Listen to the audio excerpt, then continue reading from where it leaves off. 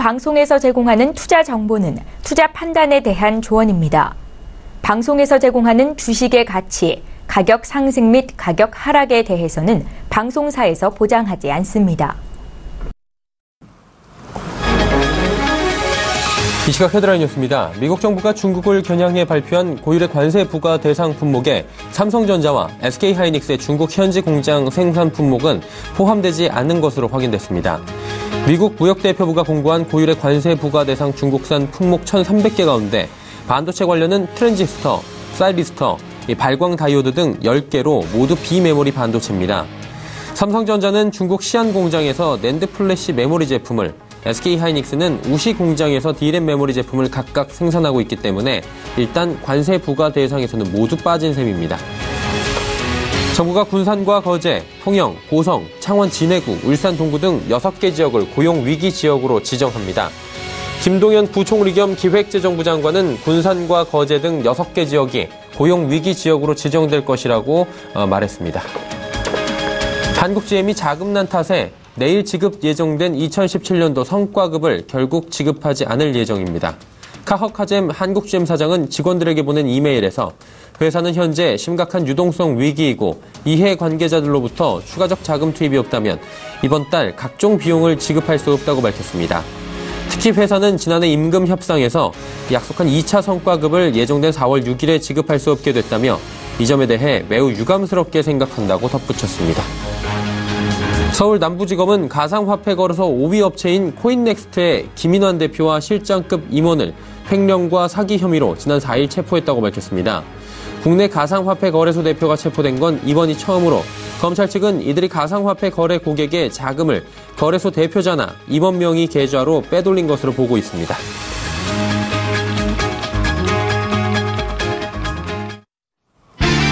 시청자 여러분 안녕하십니까? 오늘장 내일장 1부 문을 열도록 하겠습니다. 서정덕입니다. 시장이 나흘 만에 반등에 성공을 하는 모습입니다. 양 시장 모두 상승하고 있고요. 상승폭을 지금 더 키워나가고 있는 모습입니다. 일단은 기술적 반등 구간이었다라는 측면도 강하죠. 그리고 전일 미국 증시를 보면 장 초반에는 하락 출발했지만 상승 마감을 했습니다. 미국과 중국 간의 무역 분쟁 이야기 조금 전에도 전해드렸지만 일단 치고받는 분위기에서 한 발짝 물러서는 분위기입니다. 미국 레리 커들로 위원장의 말에 의해 긍정적 기류가 지금 감지되고 있는 건데 이런 말을 남겼다고 합니다. 대중국 관세가 최종적으로 부과된 사안은 아니다. 한마디로 협상은 여전히 진행될 가능성이 있다. 라고 정리를 하는 것 같습니다. 그러다 보니 시장에서는 물밑 협상이 계속되고 있는 것이 아니냐, 그리고 협상이 될 것이다 라는 기대감으로 미국 시장도 올랐고요. 그에 따라서 우리 시장도 오늘 긍정적 기류가 나오고 있는 모습입니다. 특히나 거래소 쪽의 분위기가 지금 더 좋은데요. 내일 실적 발표 앞두고 있습니다. 삼성전자 오늘 4%대 급등이 나오고 있는데 230만 원대까지 빠졌던 주가가 240만 원대로 올라오고 있습니다. 너무나도 많이 빠졌다라는 측면이 있는 것 같고요. 또 SK하이닉스 등도 함께 오르고 있습니다. 관세 부과에서 또 빠졌다 이런 부분도 분명히 호재로 작용을 하는 것 같습니다. 전체적으로 시총 거래소 상위주들 지금 오름세를 보이고 있고요. 은행주들의 강세도 돋보입니다. 코스닥 역시 시총 상위주들 고르게 선전하는 가운데 셀트리온 제약이 오늘 급등이 나오고 있습니다. 10%가 넘게 올라가고 있고요. 그동안 많이 올라왔던 중국 관련 소비주들은 오늘도 잠시 쉬어가는 분위기를 보여줍니다. 미중 간의 무역 분쟁은 여전한 이슈로 협상의 가능성은 이미 나왔지만 그렇다고 협상이 된 것은 아니기 때문에 변동성에 대해서는 여전히 경계를 해야 되는 상황입니다. 그리고 국내 이슈는 아무래도 실적 발표 시즌일 겁니다. 내일 삼성전자의 실적 발표를 잠정치가 이제 나올 텐데 이것을 필두로 해서 우리 시장에 대해서 가늠자로 이제 볼 수 있겠죠. 내일 어닝 서프라이즈가 좀 나와준다면 시장을 잘 갈 것이다 라는 이야기들이 있는 상황입니다.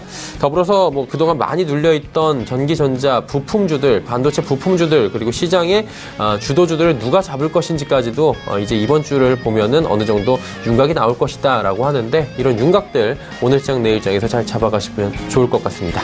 금일폰 방송에서 제공해드리는 정보는 투자 판단에 대한 조언일 뿐입니다. 해당 주식의 가치와 수익률을 보장해드리지 않는다는 점 참고해 주시길 바랍니다. 자, 거래소 시장부터 확인해 보도록 하죠. 코스피는 1.5%가 넘게 올라오고 있습니다. 지금 2444.91, 2445포인트라도 봐도 무방할 정도로 올라왔고요. 36포인트가 넘게 올라옵니다. 일중 흐름들 체크해 보도록 하겠습니다. 일중으로 보시면 장 초반보다도 더 많이 올라오고 있는 지수고요. 한 9시 30분 저점 찍고 계속해서 우상향을 하고 있습니다. 현재 포인트가 오늘의 고점 부근입니다. 수급 주체 만나보도록 하죠. 쌍끌이 매수입니다. 기관 외국인 매수하고 있고요. 특히나 외국인 매도하고 있다가 매수로 전환이 됐습니다. 그리고 외국인의 매수 전환, 코스피에서 외국인의 매수가 도대체 며칠 만인지 굉장히 반갑습니다. 기관은 2,376억 원 순 매수하고 있는데 기관 가운데에서는 전주체가 골고루 사고 있다 이렇게 체크가 됩니다. 그리고 오늘 상승장에서 그동안 하락장에서 꾸준히 사모으던 개인이 단기 차익 실현하는 모습입니다. 2,832억 원이나 지금 매도 포지션 잡고 있습니다. 시가총액 상위 종목들의 흐름 바로 짚어보도록 하죠. 삼성전자 말씀드린 대로 상승폭이 더 커졌습니다. 5% 가까운 상승입니다. SK하이닉스도 많이 주가가 눌려 있었는데 오늘 3% 넘는 급등 나오고요. 셀트리온도 1.19% 올라가면서 30만 원 부근까지 갔습니다. 그리고 지배구조 이슈로 개편 이슈로 그동안에 시장 하락에도 불구하고 올라오던 현대차는 오늘 시장이 상승할 땐 오히려 또 반대로 갑니다. 소폭 하락하면서 조정이 나오고 있습니다. 6위부터 10위 종목들 보도록 하죠. 삼성바이오로직스 어제 급등이 나오면서 50만 원 넘었었는데요. 오늘은 살짝 쉬어갑니다. 포스코, LG화학, 삼성물산 모두 올라가고 현대모비스 역시 현대차 그룹들 오늘 보합 혹은 약보합권에서 움직이고 있는 상황입니다. 11위부터 15위 종목들도 바로 나오고 있는데요. 네이버가 이제 시총 11위까지 밀려 내려갔습니다. 2.92% 올라가고 있긴 한데 여전히 77만 6천 원 수준입니다. KB금융, 신한지주 모두 올라가고요. 삼성생명과 한국전력 빠지는데 삼성생명은 오늘도 하락합니다. 주가 어느새 11만 3,500원까지 내려왔고 그동안 3만 원 초반부터 3만 5천 원대까지 가파르게 상승하던 한국전력이 오늘은 잠시 숨을 고르고 있습니다. 코스닥 시장 넘어가 보도록 하죠. 코스닥 시장은 870포인트 위로 움직입니다. 1% 가까운 상승을 보여주고 있습니다. 거래소에 비해서는 상승폭이 적지만 그래도 코스닥도 선방하고 있습니다. 일중 흐름들 체크해 보도록 하겠습니다. 코스닥 지수도 장 초반보다 많이 올라왔습니다. 일단 장 초반에 873포인트까지 올라왔다가 지금 871포인트 수준에서 움직입니다.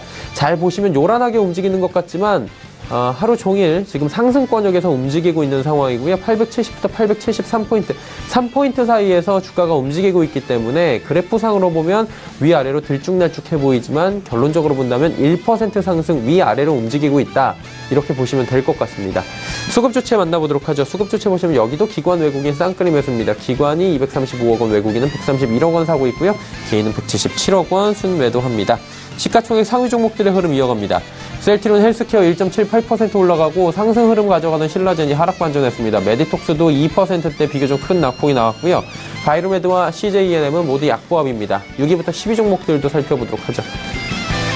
펄어비스가 4%대의 강세, HLB도 어제 이어서 또 올라갑니다. 4%가 넘게 올라가고 있고요. 말씀드린 대로 셀트리온 제약이 지금 10% 상승인데 장중에 17%대까지 올라가면서 시총 6위까지도 아까 올라왔었습니다. 뽀롱티 슈진 지금 300원 상승하고요. 슈젤도 2,600원 올라갑니다. 다음 살펴볼까요? 로엔 스튜디오 드래곤 빠지는데 특히나 스튜디오 드래곤이 지금 9만원 초반까지 밀려 내려오고 있습니다. 포스코 캠텍 어제 낙폭이 컸는데 오늘 기술적 반등 나오고요. 제넥신 계속해서 상승합니다. 12만원대 부근입니다. 컴투스도 18만원 부근까지 치고 올라왔네요. 자, 원달러 환율의 흐름 짚어보도록 하겠습니다. 소폭 하락합니다. 1,058원에 거래가 되면서 원화 조금 강세가 나타나고 있는 상황입니다. 국내 양시장 여기까지 살펴보도록 하죠.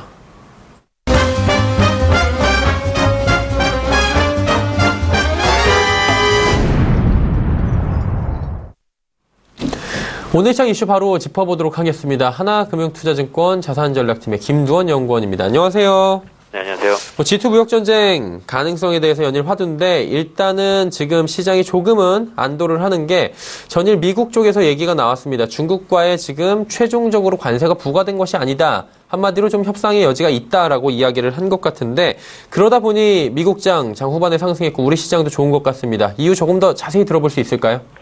네, 말씀하신 것처럼 G2의 무역전쟁 확산 가능성 연일 화두입니다. 결론부터 말씀드리면 보호무역을 빙자한 무역전쟁, 결국에는 미국이 11월 중간선거를 앞둔 정치적 계산이 깔려있다라고 판단하고 있고요. 따라서 1930년과 같은 극단적인 상황을 가정하고 있지는 않습니다. 다만 경제구조적인 면에서나 아니면 글로벌 헤게모니 차원에서 이전과 달라진 중국의 대내외 상황을 감안해 본다면 지금과 같은 중국의 강경한 대응 가능성 저희가 주시해야 될 뿐 조금 조정의 빌미는 될 수 있다라고 판단하고 있고요. 무엇보다 중요한 부분은 최근 품목별 보복 관세가 기승을 부리고 있지만 G2 무역전쟁의 핵심, 즉 본질은 아니다라는 판단을 하고 있습니다. 미국 정부가 중국 기업들의 투자를 제한하는 포괄적인 방안을 준비 중이다라는 소식이 있고요. 만약 서비스 시장 개방과 함께 중국 기업들의 투자를 제한하는 방안이 현실화된다면 G2 무역 전쟁은 글로벌 경기의 추세를 바꿀 수 있는 하나의 트리거가 될 수 있다라고 판단하고 있습니다. 그럼에도 불구하고 여전히 G2의 무역 전쟁 확산 가능성을 부정적으로 보는 이유는 승자 없는 게임이 될 수밖에 없는 상황을 굳이 두 양국가가 할 요인이 없다라고 판단하기 때문인데요. 따라서 서비스 시장과 중국 투자에 대한 포괄적인 제재가 아니라면 이번 G2 간의 관세 보복은 일말의 분쟁에 그칠 소지가 있다라고 판단하고 있습니다. 네. 그리고 환율 부분 한번 여쭤봐야 될 것 같은데 김도원 연구원께서는 사실 원달러 환율이 하방 압력에 대해서 많이 지적을 해주셨습니다. 세 자릿수까지 얼마 전에 이야기해 주셨던 기억이 나고 있는데 최근에 정말 환율 하락세가 무섭습니다. 여러 가지 이야기가 나오고 있는데 이 부분 좀 환율 부분 짚어볼까요?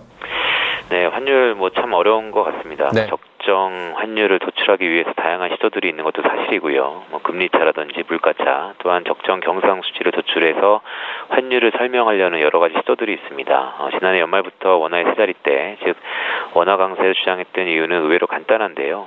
약달러 기조 때문입니다. 크게 세 가지 부분이 좀 중요하다라고 말씀을 드리고 있는데 첫 번째로는 아무래도 사이클이죠. 지난 40년 동안의 추세를 한번 살펴본다면 짧게는 7년, 길게는 10년 정도의 미국 달러와의 사이클을 우리가 감지할 수 있을 것 같습니다. 지난해 1월부터 미국 달러와는 약달러 국면에 놓여 있다라고 판단하고 있고요.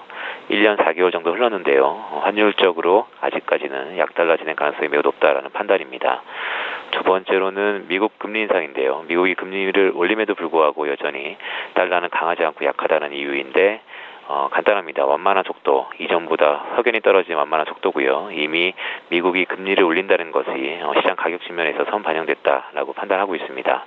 끝으로 반대국부에 있는 유로와 또한 엔화의 강세가 지속적으로 이어진다면 미국 달러와는 약세 압력이 높을 것이다 이렇게 판단을 하기 때문인데요. 원화가 강한 이유도 역시 완충망의 확보라는 측면이 매우 강할 것 같습니다. 외환보유고라든지 아니면 경상수지의 흑자, 또한 최근에 거주자 외화예금의 증가, 이 모든 것들이 우리 원화의 완충망, 즉 달러가 주변에 많다라고 할 수 있겠고요. 트럼프 보호무역주의, 결국에는 한미 FTA와도 연결되는 부분이지만 과거 1985년이라든지 아니면 2002년 모두 미국의 경상수지 적자가 클 때 미국은 보호무역 조치를 강화했었고 결론은 결국 약달러였습니다. 즉 최근에 이러한 일말의 불안감들이 결국 약달러로 귀결될 것이다라고 판단하고 있고요. 또한 한반도 지정학적 리스크 해소 4월과 5월 회담이 있죠. 분명 원화의 재평가 요인으로서 다시 한번 원화 강세가 기초적으로 이어질 추가적인 룸이 있다라고 말씀드리고 있습니다. 그리고 외환시장에서 요즘에 계속 이야기가 나오는 게 1985년 미국과 일본에 있었던 플라자 합의 부분인데 이때 진짜 엔화가 갑자기 요동치면서 결국에는 잃어버린 20년이 이때부터 촉발됐다 얘기가 있는데 그때의 일본을 우리가 답습하는 것이 아니냐 이런 불안감이 지금 나오고 있는 것 같은데 플라자 합의 한번 짚어주시고요. 환율 전망 진짜 그때처럼 될지 이 부분도 한번 짚어주시면 좋을 것 같아요. 일단은 1985년 9월 달에 뉴욕 플라자 호텔에서 5개의 재무장관들이 모여서 당시 미국의 경상수지 적자 해소를 위해 강달러를 제한하고 상대국들의 통화절상을 견인했던 합의, 플라자 합의라고 할 수 있겠습니다. 실제로 1985년 당시 일본 엔화는 달러 대비 225엔에서 120엔으로 급락, 즉 초강세가 나타나기도 했었고요. 최근에 들어서 즉 2018년에도 신플라자 합의라고 불릴 만큼 당시 일본의 역할을 중국이 대체할 가능성이 매우 높은 형국입니다. 중국 위안화 강세 압력이 높아질수록 결론적으로 신플라자 합의가 될지는 아직 미지수지만 한국 원화의 강세 유인도 덩달아 높아질 수 있다는 점은 아무래도 최근에 원화 강세와 연결돼서 매우 좀 중요한 포인트다라고 할 수 있겠습니다. 그러다 보니까 이제 실제로 원달러 환율 급락하면서 거시 경제 지표에 결국엔 악영향이 올 수 있다. 이 부분에 대해서 많은 분들이 지적하고 계신 것 같은데 이 부분에 대해서는 연구원님 어떻게 보시는지 궁금합니다. 원화 강세는 아무래도 수출 단가 또한 국내 물가 부분에 영향을 미칠 것으로 판단하고 있고요. 먼저 수출주에 대한 부담, 국내 수출 기업들의 채산성 악화를 이야기할 소지는 분명히 있습니다. 그나마 최근에 글로벌 경기가 회복하고 있다는 점, 물량 측면에서 이러한 부담감을 어느 정도 상쇄할 수 있다는 점이 조금 중요하다고 할 수 있겠고요. 물가 부분은 역시 상단을 제한할 소지가 있습니다. 원화 강세는 수입물가 하락과 함께 생산자 물가를 하락을 견인하고요. 결과적으로 소비자 물가 상단을 제약하는 요인입니다. 최근 여타 국가들은 미국을 위시해서 인플레 압력이 높아지고 있다는 점에서 우리 한은의 통화 정책에도 어느 정도 부담이 될 수 있는 부분이 분명히 있다라고 할 수 있겠습니다. 그리고 이제 주도주 논란이 최근에 계속 나오고 있는 게 환율 변동이 심하다 보니까 주도주가 바뀔 수 있다라고 시장에선 갑론을박이 지금 나오고 있는 것 같습니다. 주도주 변화 여부에 대해서도 어느 정도 예측이 가능할 것 같은데 어떻게 보십니까? 증시가 조금 조정을 받다 보니까 네. 여전히 그간에 우리 증시를 이끌었던 또한 글로벌 경기를 이끌었던 기술주에 대한 논란이 분명히 있습니다. 물론 한국의 IT, 글로벌이 싸다는 인식이 여전히 있고요. 그럼에도 불구하고 최근 기술주들의 하락은 주도주 변화에 대한 의구심을 불러일으키기에 충분하다는 면도 분명히 있습니다. 다만 주도주는 물론 바뀔 수는 있습니다. 하지만 아직은 아니다라는 판단이고요. 흔히 주도주의 교체는 상승장의 마감과 궤를 같이 한다라고 할 수 있겠습니다. 글로벌 경기 개선과 함께 미국 소비 경기 개선이 이어지고 있다는 측면, 미국 S&P 500의 순이익 증가 추세 여전히 유효하다라는 측면이 매우 중요하고요. 최근 반도체 업황 호조도 이어지고 있습니다. 기술주에 대한 기대감 여전히 높다라는 판단입니다. 네. 자, 그리고 소비자 물가 상승률이 지금 발표가 됐는데 이 부분과 연관지어서 저희가 볼 수 있는 게 이제 한은의 금통위에서 금리를 올리느냐 마느냐 부분인데 사실 올려야 된다라는 부분이 지금 역전이 됐기 때문에 지배적으로 많은 가운데서 이 물가 수준을 고려를 무조건 해야 되는 거잖아요. 한은은 그런 역할을 하고 있기 때문에 어떻게 보십니까? 금리 인상을 이번에 좀 할 수 있다고 보십니까? 아니면은 조금 더 미뤄야 된다고 보십니까? 네, 말씀하신 것처럼 양 부분이 모두 고려되기 때문에 한은 입장에서도 매우 머리가 아픈 상황이고요. 국내 경기만을 놓고 보면 인상 쉽지 않습니다. 내수 경기 부진, 물가 하락 동반 나타나고 있기 때문인데요. 오히려 미국 연준의 금리 인상 속도가 한은의 결정에 영향을 미칠 가능성이 매우 큰 구간입니다. 한미 기준금리 역전됐고요. 물론 100bp까지 역전폭을 감내한다는 다양한 시각도 있습니다. 일단 미국이 올해 4번 인상할 가능성이 있다는 점에서 한은도 한 차례 인상 이후에 상황을 좀 더 두고 볼 필요성이 있다라고 할 수 있겠습니다. 네, 알겠습니다. 자, 오늘 말씀 여기까지 듣도록 하겠습니다. 고맙습니다. 네, 고맙습니다. 하나금융투자증권 자산전략팀의 김두원 연구원과 함께했습니다. 이슈 칼럼 이어집니다.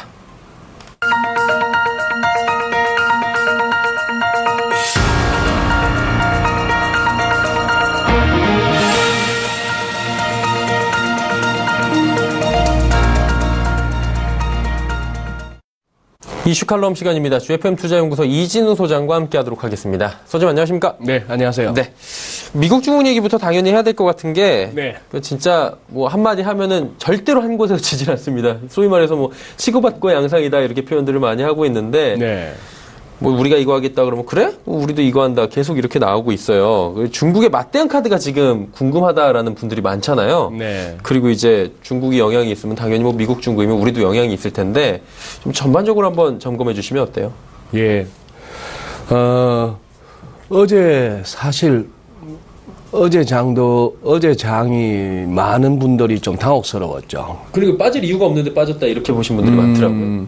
물론 이제 개장 전에 미국에서 뭐 관세 한 1,300여 개 품목에 대해서 하겠다. 때리겠다 했고 그 다음에 중국은 그거였죠. 우리도 보복하겠다 정도였어요. 장중에는. 네네네. 그런데 이제 오후 들어서 많이 외국인 기관이 막 팔았고 그 얘기는 확실히 그쪽이 우리 개인들보다는 빠르다는 거예요. 정보가 그래도. 예. 우리 한 장 끝나고 한 4시 넘어서 중국에서 얘기 나왔죠. 106개 항목이 나왔잖아요. 네네네. 네. 슬라이드로 한번 정리를 해보니까 이런 얘기입니다. 예. 지금 이제 정확하게 1333개인데 1300개 중국에 대해서 이제 관세를 때리겠다 하는 내용이고요. 이거는 뭐 BBC에서 뭐 브레이킹 뉴스 해갖고 하는 뉴스 화면을 캡처했습니다. 예. 그런 상황인데, 이 많은 자막이 나온 것 중에 제가 이렇게 캡처한 건 요거예요. 미국은 중국 갖다가 뭘 갖고 이렇게 비난을 하는가 하면은, intellectual property, 이 지적 재산권. 예. 네, 이쪽을 갖다가 거의 도둑질하고 있다. 훔쳐갔다. 이런 표현을 하고 있는 거죠. 자, 그 다음에 여기서 이제 바로 이런 식의 이제 시진핑 주석의 얼굴에다가 바로 106개 항목. 그런데 재밌는 거는, 가끔씩 우리 기사들 중에 무슨 500억 불어치의 관세를 때리는 것처럼 이렇게 기사를 쓰는 걸 볼 수가 있어요. 예. 그 내용이 아니고, 이렇게 전체적인 어떤 수입 가액이 한 500억 달러에 이르는 거기에 대해서 25% 뭐 이런 식의 얘기단 말이죠. 네네. 네. 마찬가지 중국도 한 106개 정도를 하는데 문제는 수입 규모가 커서 그런지는 몰라도 품목은 106개지만도 중국 말로는 자기네들도 한 500억 달러어치에 해당한다 이런 식입니다. 여기에서 보시면은 이거 보세요. 이제 어제 결국 그게 들어갔어요. 콩하고 예. 돈육은 애초부터 했던 얘기고 그쵸. 콩을 갖다가 이제 한단 말입니다. 예. 이 콩도 미국 수출의 한 67% 가까운 부분을 갖다가 미국이 수출하는 콩의 67% 정도로 중국이 수입하는데 엄청나네요. 예. 그걸로 대부분 사료를 해서 돼지 먹인다 이 말입니다. 중국 사람들 돼지고기 많이 먹는 건 잘 아실 테고. 그렇다면 당연히 사료값 올라가고 돼지값 올라가고 서로 이거 지금 진짜 실행을 한다면 이제 서로 제살 깎아 먹기죠. 예. 근데 아까 정덕앵커 소개해 주셨잖아요. 어제 몇 명이 쫓아나왔는가 하면은 우선 S&P 500 지수 보고 말씀드리죠. 네네. 자, 이 200일 이동선은 200일 이동 평균선 중요성을 말씀드렸죠. 네네. 지난 2월 달에 급락할 때도 여기서 올라왔고 이번에도 이런 상황에서 자, 이게 지금 월요일 날 깨지려고 합니다. 월요일 날 깨진 상태에서 이렇게 반등은 나왔습니다만 200일선 회복 못 하고 갔어요. 네. 그랬더니만 누가 나왔나 하면은 피트 나바로가 나와가지고 야, 이거 주식 사야 된다. 지금 스마트 머니들은 주식 사고 있다. 저점 매수하고 있다. 참 자상도 하죠. 다 말을 했죠. 그리고 어제는 윌버로스 상무장관이 그랬죠. 예. 이거 그렇게 크게 우려할 거 아니다. 전체 해봐야 미국 GDP의 0.3%다. 뭐 이런 그 관세 규모가. 예. 그 다음에 또 누가 나왔죠? 아까 말씀하셨던 커들러. 예. 커들러, 레리 커들러를 갖다가 지금 국가경제위원회에 굉장히 큰 후임으로 했는데 지난번에 말씀드렸잖아요. 그렇게 써먹으려고 부른 겁니다. 레리 커들러가 뭐 하던 사람이에요? CNBC에서 그냥 증시 이야기하고 해설해 주던 사람 아닙니까? 그 평론가죠? 평론가였죠. 그쵸. 예. 그러면서 레리 커들러 하는 얘기가 뭐 이거 아직까지 뭐 최종 부가 아니다. 최종 부가 안 할 수도 있는 거다. 이거 협상용이 되는 얘기였죠. 많이 듣던 얘기 할 수도 있고 안 할 수도 있고 약간 이런 거. 거기다가 이 200일선이 무섭긴 무서웠던 거예요. 트럼프 대통령이 결국 트위터 날렸잖아요. 예. 이거 We are not in trade war. 우리 무역 전쟁이 있는 거 아니다. 그러면서 뭐 주절주절 또 이렇게 써버렸죠. 도매금으로 지난 수십 년 동안 그 머저리들이 다 이미 무역 전쟁 우리 졌잖아. 즉 과거에 미국 행정부, 의회, 역대 대통령들을 전부 머저리 취급을 한 겁니다. 그렇게 하면서 했는데 자 이렇게 되면 뭐가 되죠? 네. 여기서 제가 아까 불장난인가 큰 산불로 번지는 중인가 했는데 지금 불장난 같이 보이고요. 시장도 알고 있었습니다. 이거 예능이다. 이거 다큐멘터리 아니다. 이러다 대충 많은 거야. 쇼맨십이 많이 들어가 있다. 예. 그런다고 했지만 지금 이 부분을 가라면 이제 분명 무역 전쟁에 대한 시장의 우려가 있었던 거는 맞고요. 예. 그걸 갖다가 일단 허겁지겁 얼마나 이 트럼프라는 개인이 워낙 독특하다 보니까 이것도 넘어가는 거예요. 미국의 대통령이 트위터에다가 처음에 무역 전쟁은 우리에게 미국에게 좋은 것이고 또 쉽게 이길 수 있다라고 썼던 사람이에요. 그렇죠.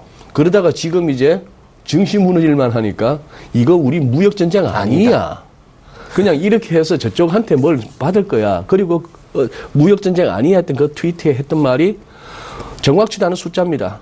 우리한테 한 5천억 달러 적자나고 있고 중국에서 한 3천억 달러 정도는 지금 지적재산권 관련해서 우리가 도둑맞고 있고 한 8천억 달러 우리 손해보고 있는데 그래서 어떡하라고요. 그런 얘기를 주저주저 썼는데 이게 부끄러운 줄 알아야 되거든요. 부끄러운 줄 알아야 되는데 차라리 시장은 아유 뭐 트럼프니까 하고 넘어가고 그래 쇼지 해서 안도하는 분위기입니다. 먼저 그런 식으로 지금 보이는데 이렇게 보실 수 있죠. 조금 큰 그림으로 볼까요? 예. S&P 500. 자, 이때 금융위기 때 이렇게 됐습니다. 그 전에 이것도 한번 보시죠. 지금 S&P 500도 그렇고 다우도 그렇고 차트 펼치시면 우리 작년 가을 겨울 이 데일리 캔들들 보세요. 좁쌀 같죠? 예. 이때는 그래도 나름대로 뭐 한 0.8% 1% 오르고 하면은 그 당시 시황에서는 굉장히 흥분하면서 사상 최고치 경신 또 뭐 1% 가까운 상승 네네. 이랬는데 이제 이게 전부 잔잔한 좁쌀처럼 보이는 거야.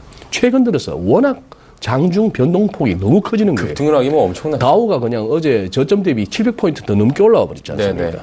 뭐 그런 식의 흐름이다 보니까 차트가 희한해져 버렸는데요. 자, 여기서 이렇게 보실 수 있죠. 금융위기 때 이만큼 무너졌고, 우리 생각해 보시면은 2011년 이때 미국이 신용등급 강등당했다고 이렇게 떨어졌을 때 그때 우리 얼마나 놀랐습니까? 그렇죠. 자, 그다음 2016년 초에 그때 중국 자본 유출 어쩌고 저쩌고 하다가 네. 막 2월 달까지 이렇게 연초에 막 무너질 때 여기서 이만큼 빠질 때도 굉장히 놀랐죠. 놀랐었는데 지금 이거 사실 뭐 10% 조정도 아닙니다. 10% 조정도 아닌 그런 상황인데 네. 자, 이렇게까지 왔던 데에서 이렇게 월간 차트상의 과매수 국면에서 그렇다면은 지금은 이 선에 걸려 있는 거예요. 이 점선에. 이 점선에 걸려 있는 거고 조금 단계적인 추세선. 예. 반면에 이거는 좀 더 금융위기 당시 저점끼리만 연결하면은 제 얘기는 이 장이 앞으로도 5년, 10년 더 가는 장이 되려면은 여기서 이만큼 차라리 이 실선 부분만큼 조정을 받고 가주는 게 누가 보더라도 우리가 상식적으로 자주 접하는 차트에서 이렇게 그 흐름이 그렇게 된다는 거 아닙니까? 네네. 근데 지금 어쨌거나 시장은 해놓고 나서 이 선마저도 깨질 듯 하니까 지금 허겁지겁 나와서 무역전쟁이네 아니네 뭐 이런 소리를 하면서 틀어막고 있는 그런 상황이죠. 심지어 제임스 블라드까지 어제 연설 가운데 지금 같은 상황이면 금리 더 올리면 안 된다. 이런 얘기도 했던 항상 점도표 제일 낮게 때리는 그 센트루이스 연방은행 총재 뭐 그런 식으로 해서 전방위적으로 이렇게 막았다고 볼 수 있죠. 그렇게 쓰는 시황은 없고 그렇게 또 분석한 데도 아직까지도 없었습니다만 제가 짐작한데 소위 말하는 개입이 있었다고 봅니다. 옛날에 그 에비 코온인가요? S&P 그 유명한 여성 증권 애널리스트 뉴욕장에 예. 그 에비 코온이 일찌감치 했는 말이 굉장히 교묘하게 관리되는 지수다. S&P 500은.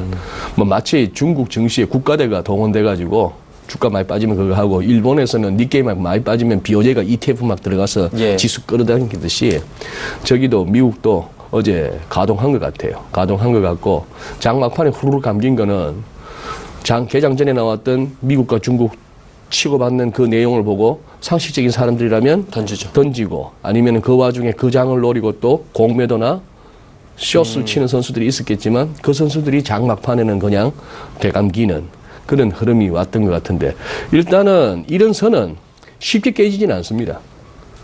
이 선은 이런 선은 쉽게 깨지지 않고 그리고 아직까지도 기울기 살아있죠. 네네. 그리고 이 이동평균선들 5, 20, 60, 120 같은 이런 이동평균선들이 여기서 모여야 돼요.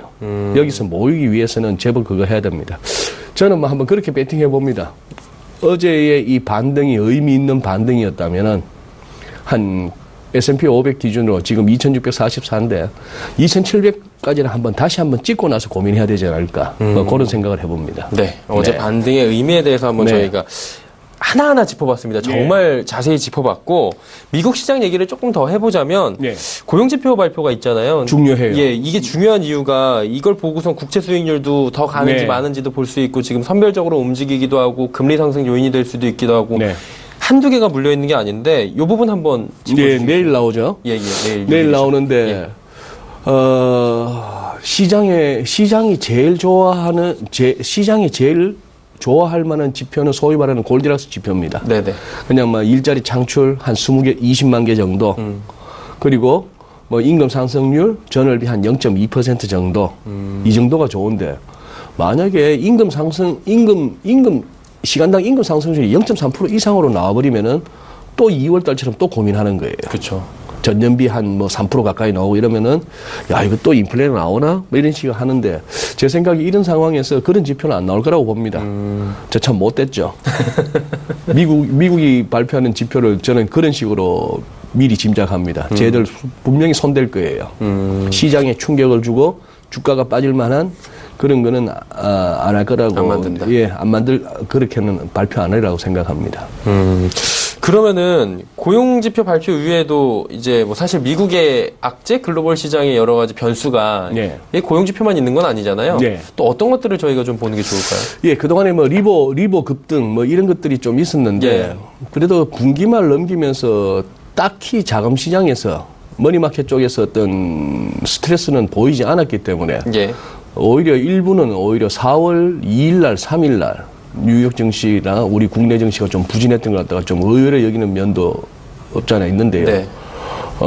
이 무역 전쟁이라고 하는 이 헛개비 이걸 갖다가 계속 붙들고 아직까지 날짜도 정해지지 않았고 진짜 할지 안 할지도 안 정해졌는 이걸 네. 갖고 했는데 그런데 이제 제가 한 2, 3주 전에 했던 그거 있죠.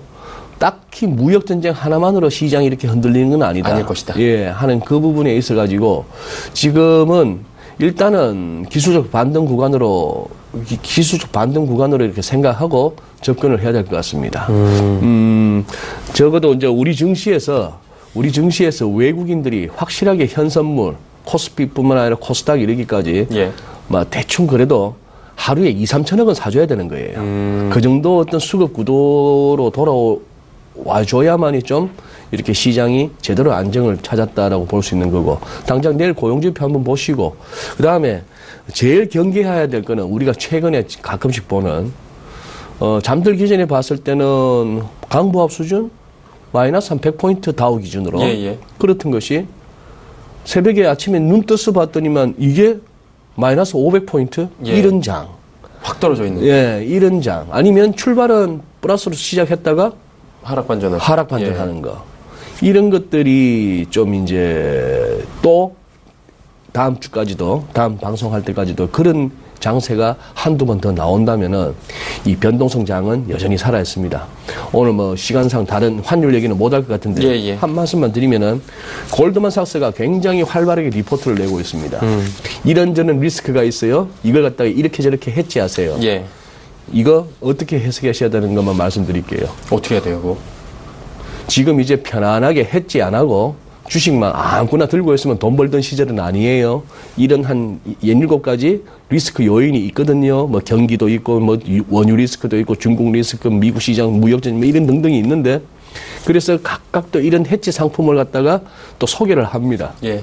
첫째는 자기들 돈 벌겠다는 거고, 자기들 돈 벌겠다는 거고, 그 다음 골드만삭스가 그렇게까지 얘기하는 거는 뭘까요? 시장이 변동성이 앞으로도 유지될 것이다. 그러니까 자기들이 장사하겠다고 나오는 거예요. 그냥 해지 안 하고 가다가는 언제 휙 날아갈지 모릅니다. 해지하세요. 네. 비용이 좀 들더라도 해지 비용 아끼지 마세요 하는 것이고 그리고 친정이 골드만삭스였던 게리 콘이 공식적으로 퇴임하는 시기입니다. 지금이 이제 시장이 약간 바뀐 거예요. 편안하게 벌던 시절은 아닙니다.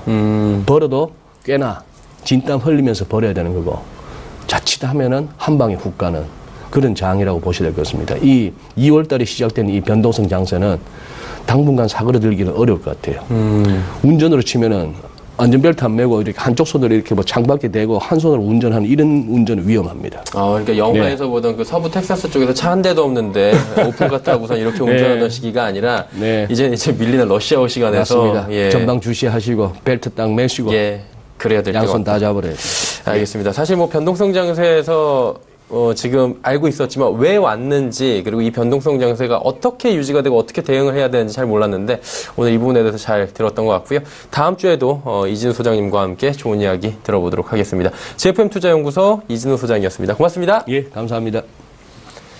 자, 오늘 장 내일장 1부 함께 하셨고요. 잠시 뒤 2부에서는 종목 이야기 조금 더 자세히 들어가 보도록 하겠습니다. 슈퍼 듀오 매치 2부에서 바로 시작되니까요. 2부도 함께 해주시길 바랍니다. 고맙습니다.